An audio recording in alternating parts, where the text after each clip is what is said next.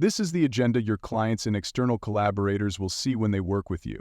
Here, they can view all scheduled training sessions, meetings, appointments, exercises, whiteboards, workshops, and more. But how do you customize your space in Nova? As you can see here, I have a company logo, a contact link for any questions, and a link to my website. Let me show you how to customize this space.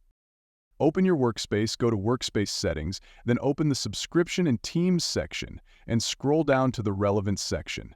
Here you can add the company name, website, and the contact email you want to share. You can also include a brief company description. I recommend keeping that description short. Remember to click Save Changes after making any updates. Once saved, all clients and external stakeholders will see this information.